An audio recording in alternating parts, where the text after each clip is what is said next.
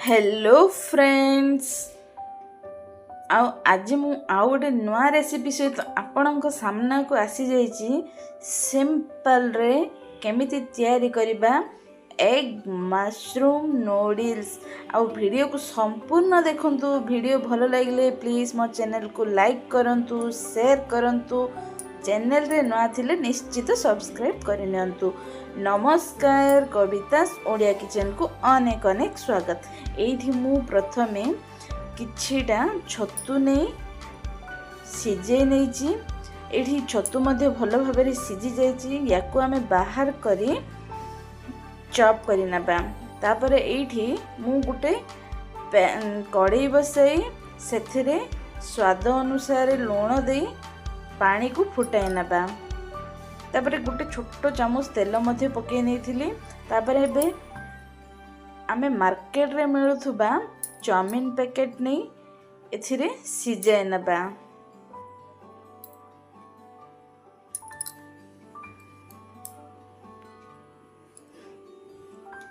याको आमे 3 रु 4 मिनट सिझाई नबा हाई फ्लेम रे।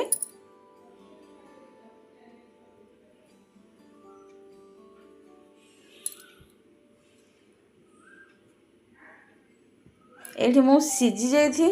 मु एठी बाहर काढ़ी छाणी देइछि मध्य।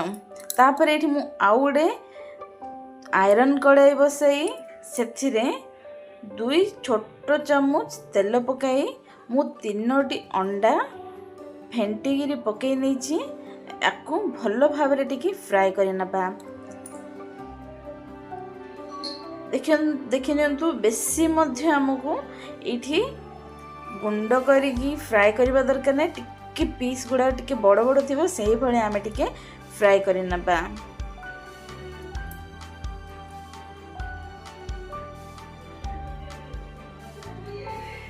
देखंतु एडी भी अंडा मध्ये फ्राई हो जाइछि। एबे आकू आमे गोटे प्लेट को बाहर करि नबा। तापर एथिरे मु 3 रु 4 चम्मच तेल पकाई गरम करि नेछि। एठी मु हाई फ्लेम रे सब करि नउछि। तेल पकाई सेथिरे मु 8 रु 9टी कंचा लंका को 2 फाळ करी पकाई किछि समय फ्राई करि नबा। तापर एथिरे चॉप करिथिबा 2टी बड़ बड़ प्याज चॉप माने पूरा पतला करी स्लाइस करिथिबा प्याज 2टी नेछि। एथिरे मु अन्य किछि परिबा ऐड करू नै।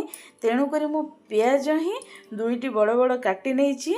तापर एइडा मध्ये हाई फ्लेम रे पकाई भलो भाबरे फ्राई करि नबा।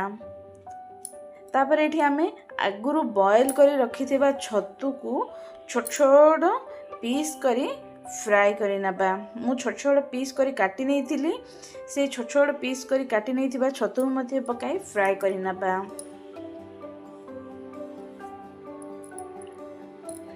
टिके फ्राई हो सारा पर एथिरे अदा रसुण कंचा लंका दे पेस्ट मध्य पकाई आउ किछि समय फ्राई कर नबा। जेमिति अदा रसुण रो कंचा बास्ना रे चली जिवो।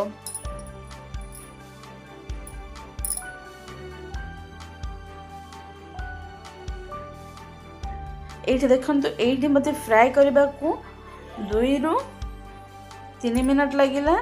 तापर एठी स्वाद अनुसार ए स्टेज रे ही लूण पकई नबा। पकई भलो भाबरे मिसाई नबा। एठी प्याज मध्य सॉफ्ट हेबा पई टाइम लागे। ता संगे रे अदा रसुण फ्राई हेबा पई मध्य किछिटा टाइम लागे। एठी मु आयरन कढ़ाई रे बसाई छि ना, बहुत बढ़िया फ्लेवर मध्य आसी थाए। देखंतु एठी भलो भाबरे फ्राई हे जाइछि मध्य। आमे जो आगुरु बॉयल करी रखिथिबा नूडल्स पकाई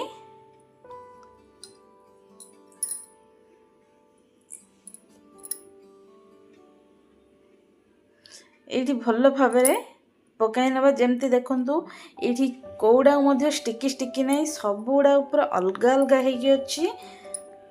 तापर एथिरे आमे लंका गुंड गोटे छोटो चामच, गरम मसला गुंड गोटे चामच,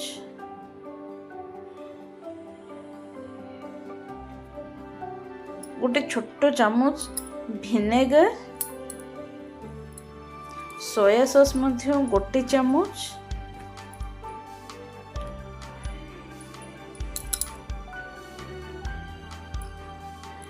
एथिरे फ्लेवर सॉल्ट अल्प टिके पकाई भल भाबरे मिसाई नेबा।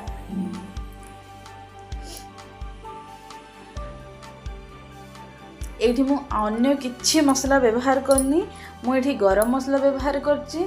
आपण माने चाहले एथिरे मैगी मसला मध्ये पकेଇବା द्वारा यार फ्लेवर आउरी अधिक बहुत बढ़िया टेस्ट लागि थाए। आ छुआ मानको सिंपल रे घरे किछि परिबा नथिला समय रे एई भलिया सिंपल रे केमति तयारी करिबा देखि नियंतु। मो पाखरे अल्प टिके छतु थिला, ता सांगो को 3टी अंडा मध्ये थिला। सिंपल रे फैमिली रे समस्त हेला भलिया सिंपल रे बहुत सुंदर करी एई नूडल्स टा बनै थिली। आ एथिरे फ्लेवर सॉल्ट देवा द्वारा आमे मार्केट रे जो किणी खाऊँ जो प्रकार स्वादड़ा आमे से भाया घरे आराम से करी खाई पारिबे। आपण माने चाहना फ्लेवर सॉल्ट पकेबा गले एटा को आपण स्किप मध्य करि पारिबे। देखि नियंतु शेष रे फ्राई करी रखिथिबा अंडा मध्य ऐड करी भल भाबरे मिसाई नबा।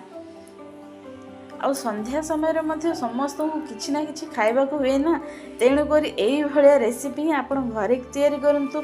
आउ केमिति लागिला आपणकर अनुभूति मो संगे शेयर करंतु। आ एमिति ही नुआ नुआ वीडियो मध्य आपणको सामना को धरि के आसीबी। सिंपल रेसिपी अधिक परिबा न थाई, घरे जदि किछि परिबा न थाई से टाइम रे एमिति ही बेसी सॉस मध्य न थाई, से टाइम रे एमती नुआ नुआ आइटम जागो केमिति तयारी करिवे से भलिया रेसिपी धरिकी आसीबी। आ वीडियो भलो लागले प्लीज लाइक करंतु, शेयर करंतु, चैनल रे नुआ थिले सब्सक्राइब निश्चित करि नियंतु, सांग साथी बंधु मानक सह शेयर करि नियंतु। नमस्कार, बाय, जय जगन्नाथ।